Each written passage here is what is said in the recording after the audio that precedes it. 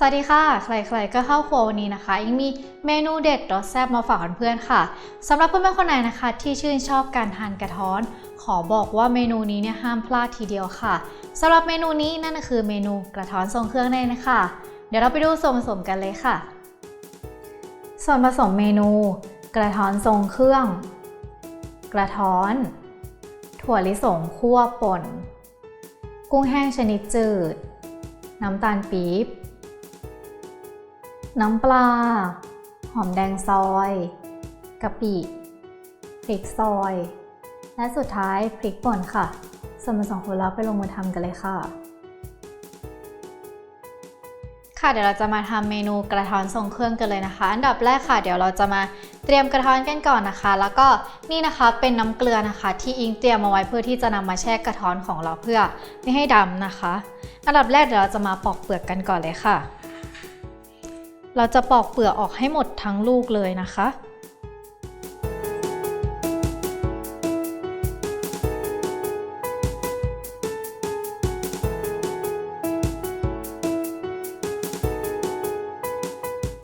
ตอนนี้นะคะก็ปอกเปลือกเรียบร้อยค่ะเดี๋ยวเราจะมาหั่นนะคะให้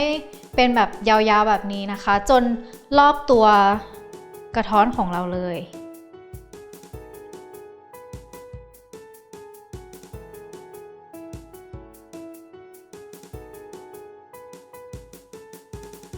อิงหั่นแบบนี้นะคะเพื่อ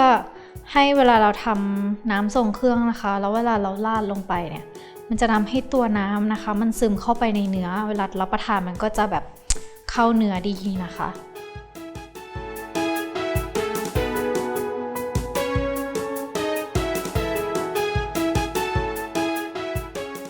โอเคค่ะเสร็จเรียบร้อยก็จะได้ออกมาเป็นลักษณะแบบนี้นะคะแบบ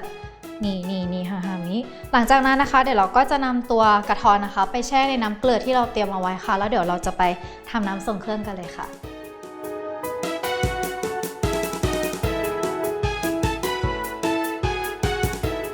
หลังจากที่เราทำตัวกระท้อนไว้เรียบร้อยนะคะเดี๋ยวจะมาทำตัวน้ำทรงเครื่องกันเลยค่ะ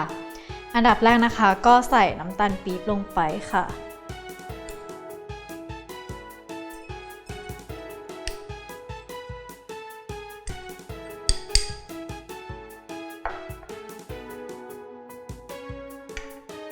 แล้วก็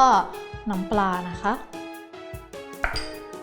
แล้วก็กะปิค่ะสำหรับกะปินะคะก็เลือกใช้อย่างดีนิดนึงเนาะ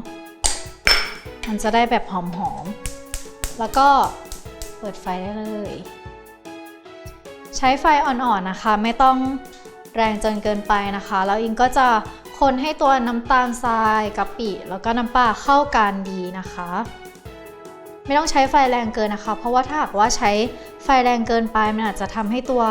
น้ำตาลของเราเนี่ยไหม้ก่อนได้สูตรนี้ก็ใส่กะปิเพิ่มด้วยนะคะเพื่อเพิ่มความหอมแต่ว่าถ้าหากใครไม่ชอบนะคะก็ไม่ต้องใส่ก็ได้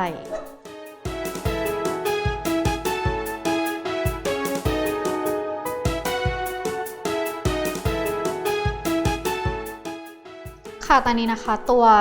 น้ำตาลปี๊บของเราก็ละลายดีเรียบร้อยนะคะเดี๋ยวก็จะเคี่ยวต่อไปอีกสักนิดนึงนะคะให้ตัวน้ำทรงเครื่องของเราเนี่ยมีความเหนียวขึ้นกว่านี้อีกสักนิดนึงค่ะ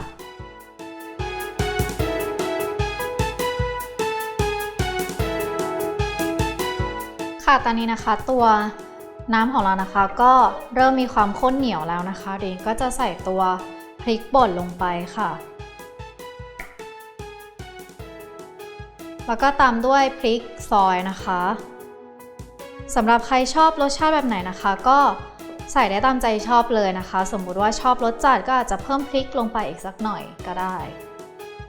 หอมแดงซอยค่ะ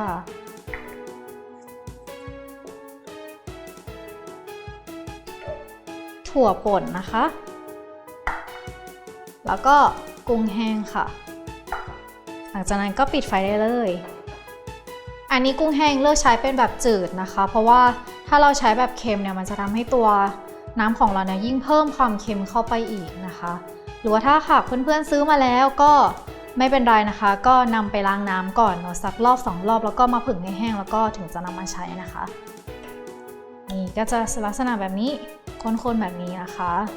โอเคเรียบร้อยค่ะเตรียมตัวไปจัดเสิร์ฟได้เลยค่ะค่ะเดี๋ยวเราก็จะมาจัดเสิร์ฟกันเลยนะคะตอนนี้ค่ะอิงก็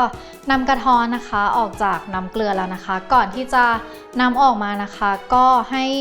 บิดสักนิดนึงนะคะแล้วก็กดให้เขาเป็นแบนสักนิดนึงนะคะโอเคค่ะเราก็นำน้ำที่เราทำเอาไว้นะคะมาราดลงไปเลย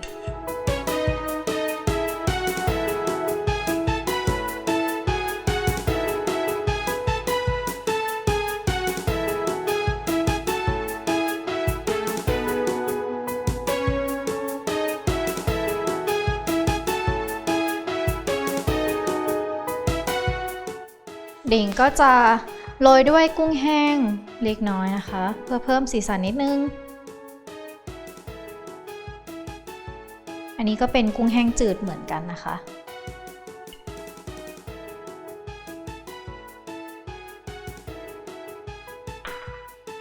แล้วก็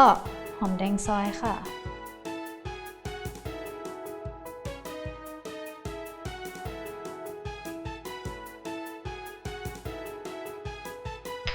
แล้วก็พริกนะคะ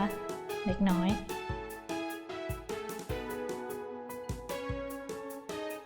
โอเคค่ะเรียบร้อยแล้วค่ะสำหรับเมนูกระทะทรงเครื่องของเรานะคะก็เป็นอีกหนึ่งเมนูนะคะที่ทำได้ง่ายๆเลยนะคะสำหรับเพื่อนๆคนไหนนะคะที่อยากลองทำเมนูนี้ค่ะสามารถเข้าไปติดตามชมได้ที่เว็บไซต์ foodtravel.tv ค่ะวันนี้ต้องขอตัวลาไปแล้วสวัสดีค่ะ